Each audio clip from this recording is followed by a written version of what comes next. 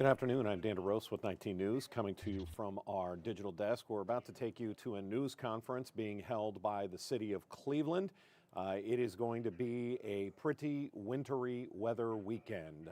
It's going to start off extremely cold.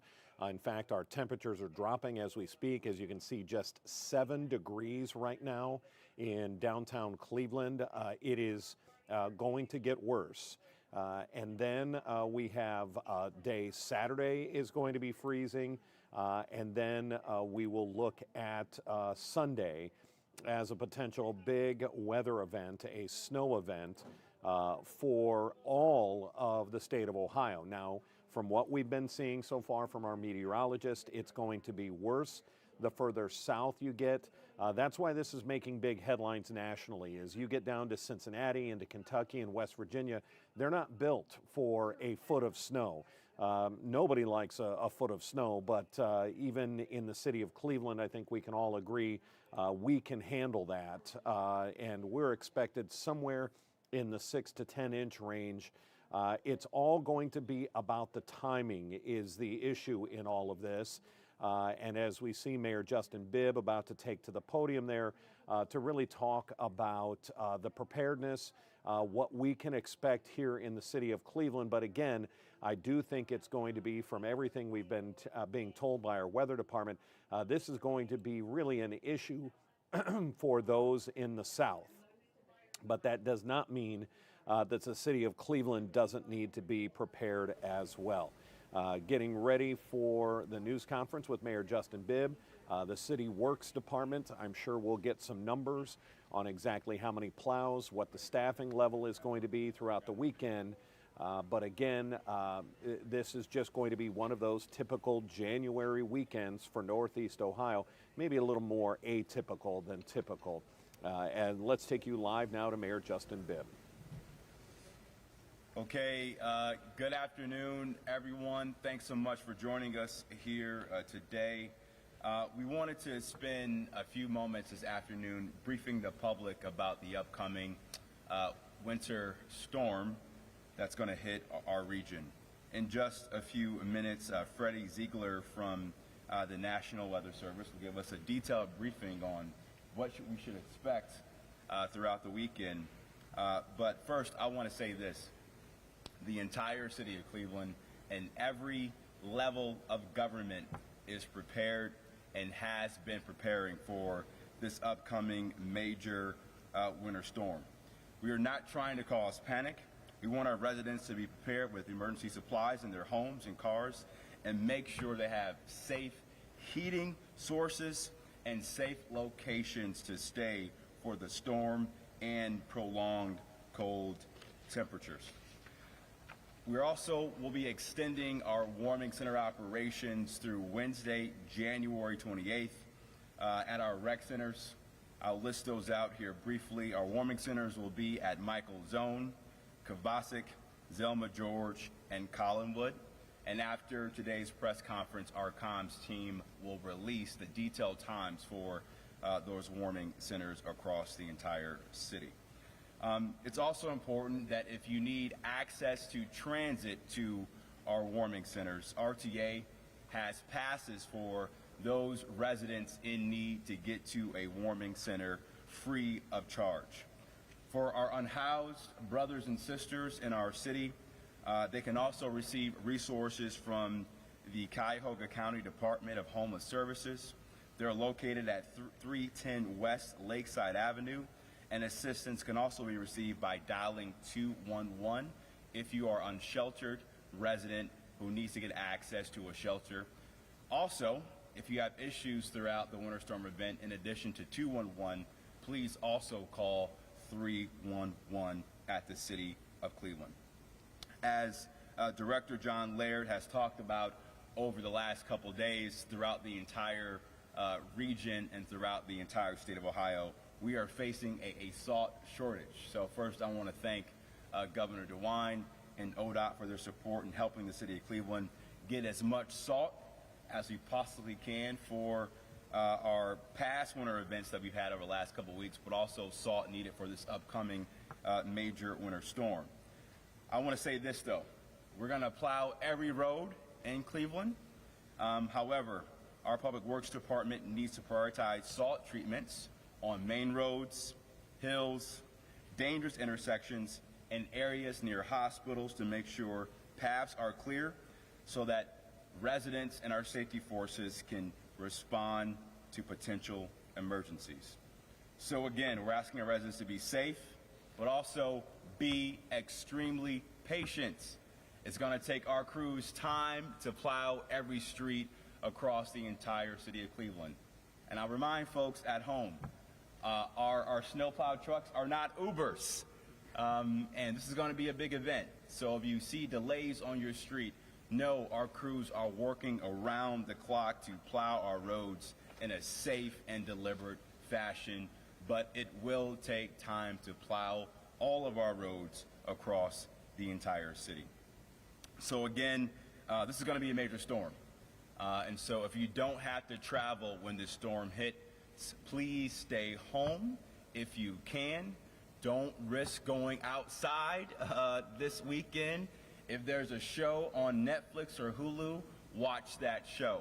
I'm going to probably binge on Him and Hers on Netflix this weekend, or some bad reality TV. We want everybody just to be safe as we prepare for this winter storm. And again, before I head it over to and wrap it over to Freddie from the National Weather Service, I want to just thank our amazing public works crews for their hard work over the last couple of weeks and the great work they're going to be doing over the next few days. These folks are going to be working around the clock, 24/7, long days, long nights, and very cold, frigid temperatures. So let's make sure we give them sincere gratitude and appreciation as we begin this winter storm event. Also want to just thank the men and women of police, fire, and EMS as well, too. They have no days off as well. And so it's important we give them our sincere gratitude. Freddie, the floor is yours. Thank you, Mr. Mayor. I appreciate the words as far as the support of the city. Some of the key messages that I got from the mayor: stay prepared, stay safe, and be patient. This is going to be a long duration event. Right now, that's in effect for Cuyahoga County and Cleveland is a cold weather advisory. That's for wind chills below 15 degrees below. We're expecting some of those temperatures, wind chill values around 15 degrees below this evening and in the overnight hours. And then we have a winter storm watch or warning that's in effect for Cuyahoga County for Saturday night through early Monday morning. This is going to be a long duration snow event. This is coming in from the south, so it's not coming from the lake. This should start probably Saturday night, and we should start to get some of those snow totals starting to accumulate in the overnight hours and then persisting all the way through Sunday. So it's kind of going to be a slow mover. The accumulation is going to really kind of ramp up as we get into Sunday morning, Sunday afternoon. 6 to 8 inches again, that's what we're expecting.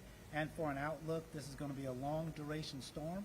We're expecting temperatures to really just remain below 20 degrees at your daytime highs and single digits for lows. We're not expecting to hit 20 degrees Sunday, and then we won't hit it again until next Sunday. That is all I have, and I'll hand it over to John Laird, our Director of Public. Thank you. I hope you all can see me. It's a big pulpitter. But very quickly, just want you all to know that right now our crews are out pre-treating the roads with brine. Right? As you know, brine is an effective way for us to be able to stretch our salt. And so that's one of the things, the tools that we'll be using. We're out there now. We've been out there. We'll continue to be out there in preparation for the storm. Also, we are working 24/7. Our crews will be working all day, all night. Not only will our drivers, we have about 150 drivers that we will be using over the span of this storm, as well as about 110 vehicles at our disposal to be able to use. We are working in collaboration with the Department of Safety to actually have a parking ban. That parking ban will start about 7 p.m. Saturday, and hopefully it can end about Monday 7 p.m. But that will be determined as we understand what's happening with the storm. Also, we have the divisions of waste collection. We have about 10 waste collection trucks that we put plows on. They help us with a lot of the plowing that we do on the main roads. As the mayor mentioned, we will continue to salt the main roads, the hills, and dangerous intersections, but it must be understood at certain temperatures, when it gets too low, even the salt won't work in those cases. But we will be plowing at all times. Our biggest weapon right now will be the amount of times that we'll be plowing. We'll be giving more frequency to our plowing. Finally, we would ask, as far as help from our residents, if you have driveways and if you can park your cars in the driveways, that would help us tremendously so we can get down the streets and plow those streets. Sometimes we have trouble because there are cars parked on the street. And lastly, as the mayor mentioned, please stay home if you can. I don't know about his or hers, but I'm still trying to catch up on Stranger Things. So that might be mine. And so now I'm going to hand it over to the Director of Aging, Director Mary McNamara. Good afternoon. You know, when snow falls and temperatures drop, I know that Clevelanders rise. And for me, as the Director of Aging at the City of Cleveland, that's about making sure that our older neighbors are safe. So I just want to share 4 key messages for me that we're putting out in the community. First, older adults are at a higher risk in extreme cold, and preparation does really save lives. Older adults feel the cold more intensely and may be less likely to ask for help. So we're urging seniors and their caregivers to take these simple steps now. Stay warm indoors, limit your time outside, and plan now for medications, food, and transportation that you're going to need over the next week. As the mayor said, warming centers are open, help is available. No one should have to choose between heat and safety. So remember those numbers, 211 United Way and 311 City of Cleveland. Third, community connection is critical during severe weather. We're asking neighbors, family members, and friends to check on older adults, especially those who live alone. A quick phone call, a knock on the door can prevent a medical emergency or worse. And lastly, Clevelanders can help keep older adults safe through our Snow Heroes program, or just by simply helping a neighbor. New this year, the Cleveland Department of Aging launched our Snow Heroes program. It matches volunteers with older adults in need. We're always looking for more volunteers. Our phone is ringing off the hook from seniors already worried about how they're going to shovel. And as we know, snow shoveling is hard on the heart. Cold temperatures and heavy exertion can significantly increase the risk of heart strain for older adults and those with underlying health conditions. By helping a neighbor, we can reduce that risk. And even without signing up, I know so many Clevelanders are already snow heroes on their street and lend a hand. So just know that all of those actions can prevent falls, injuries, medical emergencies, and isolation. I know in Cleveland we look out for one another, and through this storm, keeping our neighbors safe, our older neighbors safe, is something we all can do together. So at this time, I'd like to invite Lieutenant Mike Norman from Cleveland Fire. Thanks, Mary. Good afternoon, everyone. I'll give you some points to help people stay safe as they stay warm during this event. Winter is a busy time for the firefighters. You know, this is when we've seen uptick in house fires and motor vehicle accidents. Your furnaces are going to be working harder during this event, so you want to make sure that those are vented to the outside. That goes for hot water tanks that are gas fueled as well. That can be a cause of CO poisoning in the house. Same for fireplaces. If you're going to start a fire, make sure that's venting to the outside of the house. Carbon monoxide detector is a great investment for your house. We always encourage people to have those protecting them as they sleep. If you're going to use space heaters, I know people are going to be using supplemental heat during this event. You're going to make sure that those space heaters have space. They need 3 foot of clearance all the way around them. You're going to make sure that space heater is plugged directly into the wall socket. You don't want that into an extension cord and never into a power strip. In the event that we need a generator during this event, make sure that generator is away from the house, that it's venting, that the exhaust is going away from the house. If you're going to be going outside, do what the firefighters do. We're going to wear extra layers. We're going to make sure that we're hydrated. You don't have to shovel your driveway like you're putting out a house fire. Take your time with it. It's better to plow the snow, to push the snow, than to lift the snow. And just be safe out there. Take frequent breaks. It's dangerous to work in these cold conditions. Allow more time for your commutes if you're going anywhere, and if you can stay home, just stay home during this event. That's the safest place for you to be. In the event that you do have to go out, make sure your car is ready. You want to make sure there's a blanket in there. Make sure your fuel is topped off before this event. Like I said, we're going to have a lot of motor vehicle accidents. In the event that you're involved in one or you're slowed down by one that happens ahead of you, be ready for that eventuality. Don't go outside not ready to be outside, even if you're just going to drive in your car. And as always, move right for lights. If you see us responding someplace, police, EMS, pull it to the side of the road to give us that left lane of travel.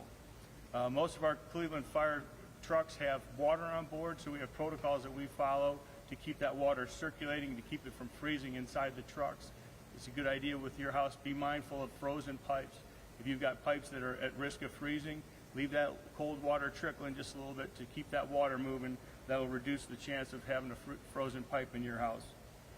Speaking of ice, stay off the ice. Don't go out on the lake. This is no time to play out on that lake. These cold temperatures are going to freeze the lake to some degree, but it's not safe to go out there on the lake or on the rivers. So stay off the ice. And remember your pets. You know, if it's too cold for you outside, it's too cold for your pets. Be smart about having your pets outside. And the last thing I'll cover from the Division of EMS, some things that we're going to see at this time with these cold temperatures, hypothermia and frostbite. So hypothermia, you'll see conditions such as shivering, chattering teeth, infant speech. With frostbite, you'll have numb, tingling sensations, throbbing, shooting pains. Your skin may appear red, pale, and then dark. For both of these treatments, both these conditions, you want to remove from the elements, get to someplace warm, remove wet, damp clothing, add dry layers, and gently rewarm the areas, and you can use warm water to do so. So I want everybody to be safe during this event. Now I'll introduce Sergeant Fred Diaz from Police. Good afternoon, everyone. I think we've kind of covered pretty much the basics. However, I just want to reiterate the parking ban that the Director of Public Safety is going to issue. We just ask our citizens to comply to that parking ban. Not only does that help with the plowing of the streets, it also assists safety responders that are going to be out there responding to calls. So it's not simply to inconvenience you, it's to help us serve you a little bit better. So just keep that in mind in terms of the parking ban. The list will be displayed for all the streets that are going to be restricted. Just like the mayor mentioned, this is preparation, right? We're out here reminding everyone that preparation is key. If you plan to go out, we highly suggest, cancel plans if able, but if you do have to go out, make sure you give yourself plenty of time. There's no reason to drive extremely quick in these conditions. Our officers are going to be out there patrolling, and the highways are typically the most dangerous parts of these scenarios, so we ask that you give yourself time if you have to get out, but Netflix sounds a little bit better, to be honest. Vehicle security, if you have to go out, I know it's convenient to kind of warm up your car in advance. However, it brings some safety concerns. So try not to go out there and leave your car running. It's a safety concern. If you have kids, don't leave them in the cars. Make sure that when you're ready to go, you go out there, stay in the vehicle, make sure you warm it up with you in the vehicle to ensure that nothing wrong could happen. If you are involved in an accident, we just remind folks, if it's a minor accident and if it's safe to do so, drive off the road. If you're on the highway, you're able to exit the highway. Obviously, exchange information with the parties that may be involved, but there's no necessarily a need to stay at the location if it's safe to do so. So we encourage you to drive to the districts if you're involved in an accident. If it is a major accident where the vehicle is not drivable, then of course call 911 and remain at the scene. Our non-emergency number, just to reiterate that, it's 216-621-1234. I think Lieutenant Norman mentioned about keeping your vehicle fueled. That's important as well. So preparation is key, and of course our officers are going to be out there around the clock responding. Patrol officers are going to be out there, so keep that in mind as well. We're not exempt to the weather. We're also going to be exposed as well. So all these points that everyone here has mentioned is just to reiterate that we have to work together as a community to keep everyone safe. At this point, we're going to open up for questions if there's any questions.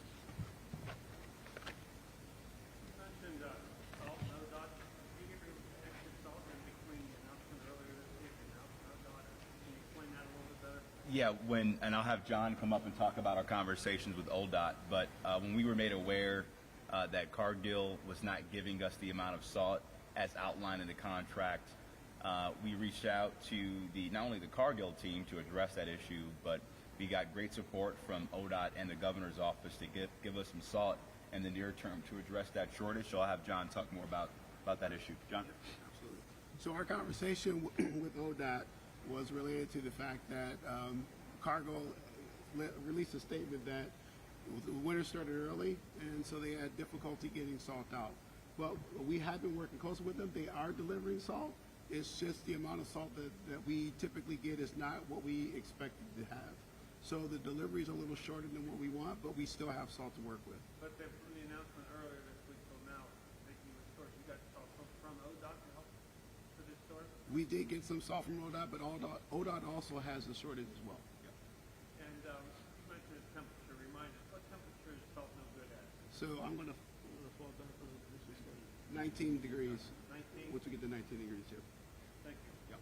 Sorry, not to keep running, but you are comfortable with the amount of salt that you guys have heading into this storm? I will say this, we can keep the city safe.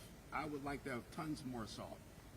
If you're asking my comfort level, it's a lot different from Commissioner Scott, who's been doing this for a long time. We can keep the city safe with the amount of salt that we have.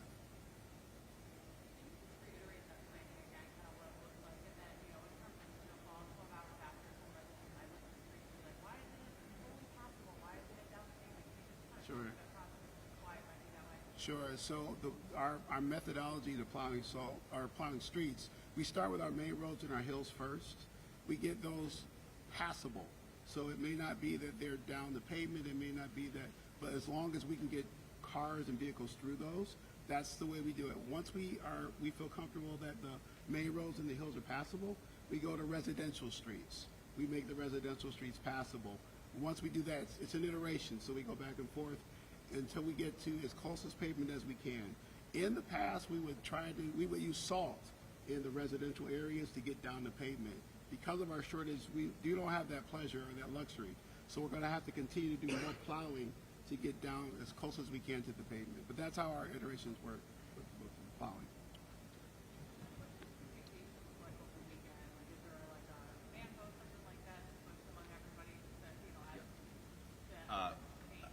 Every hour during a major winter storm event, as we're expecting this weekend, our teams are communicating internally.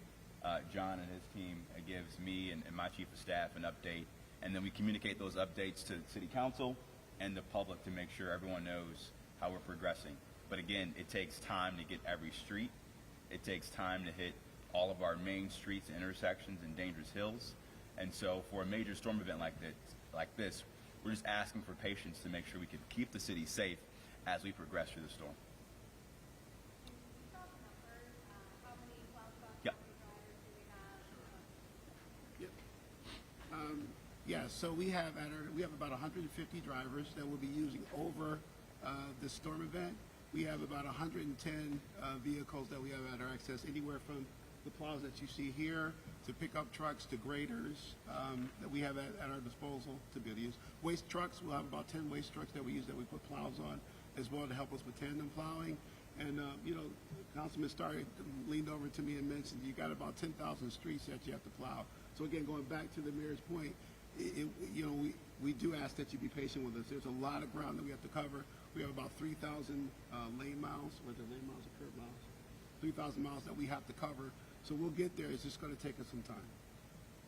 Yeah. All right, any other questions?